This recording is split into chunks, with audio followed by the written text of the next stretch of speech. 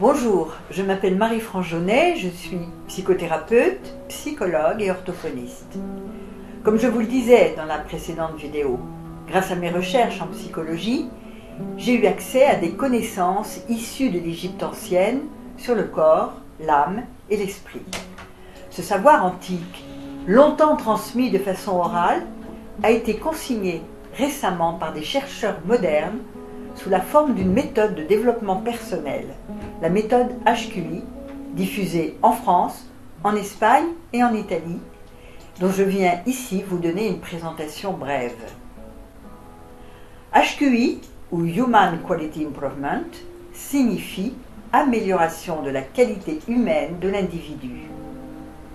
Par qualité, il faut entendre l'élévation ou la restauration des qualités fonctionnelles dont nous sommes faits. Ce développement de la personne se fait donc par la stimulation des fonctions. De même que les techniciens du confort ont amélioré nos appareils ménagers ou les moteurs de nos voitures, nous pouvons améliorer les fonctions de notre organisme pour devenir plus fort, plus vibrant, plus vrai. La vie ne demande-t-elle pas toujours davantage ? Nous devons pouvoir lui répondre. Nous avons 3 merveilleux corps pour cela que nous pouvons entraîner et améliorer. Or, ces 3 systèmes organiques, émotionnels et mentaux sont comme cousus ensemble par un seul facteur actif commun, la conscience. C'est elle qui agit et fait l'individu. On peut dire que la conscience est le grand unificateur. Le cœur est le premier moteur à travailler. Le cœur, entendu non seulement comme un organe, mais aussi comme le vrai centre de gravité où s'élabore le moi réel. Là, vous allez apprendre à être présent. Lorsque vous pouvez vous connecter au moi réel, tout est connecté, à tous les niveaux, et vous êtes unifié. C'est pourquoi une qualité s'impose, l'attention. Vous allez apprendre à être attentif au mouvement, battement de votre cœur, mouvement de la respiration, l'air qui entre, l'air qui sort, mais aussi au mouvement que vous allez exécuter et à ceux imperceptibles du corps. Voilà la première chose qu'il faut apprendre à vivre. Pour seconder le cœur, vous allez travailler un second moteur, les poumons. Leur qualité primordiale est l'élasticité. Votre capacité à recevoir à l'intérieur ce qui vient de l'extérieur et vice-versa est déterminée par la capacité d'extension de vos poumons.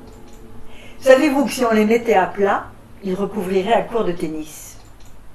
Or, tant que vous ne contrôlez pas votre respiration, vous respirez comme votre mère vous a respiré et vous êtes la proie de vos instincts et de toutes les influences ambiantes, naturelles et cosmiques.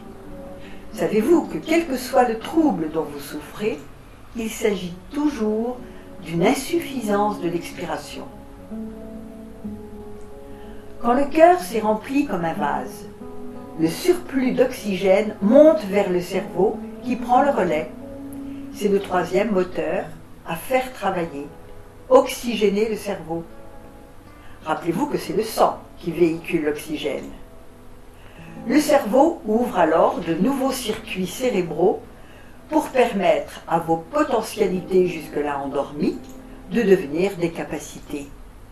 Vous devenez plus fort et vous grandissez. Vous verrez qu'il n'y a rien de plus naturel que respirer, digérer, éliminer ou penser. Toute la démarche que vous suivrez consistera d'une part à réveiller l'intelligence de vos 3 systèmes organiques, émotionnels et mentaux, et de l'autre à accompagner de votre attention ces 3 forces pour qu'elles puissent agir petit à petit en harmonie.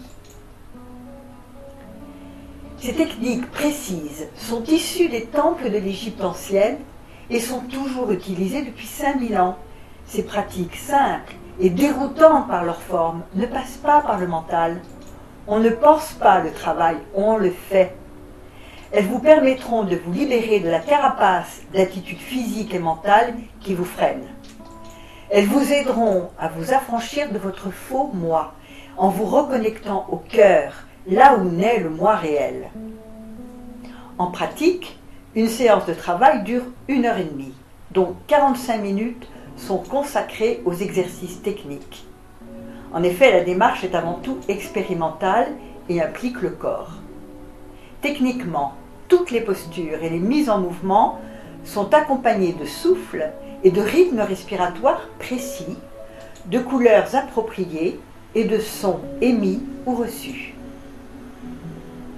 Le corps, ce merveilleux outil, a besoin de discipline, n'est-ce pas, mais aussi de détente. Chacun de vous étant unique, les réponses seront uniques. Les voiles des habitudes se lèveront. Vos sens, donc vos perceptions, s'amplifieront. Et ce que vous rêvez de découvrir, ce moi réel, vous-même, vous sera révélé.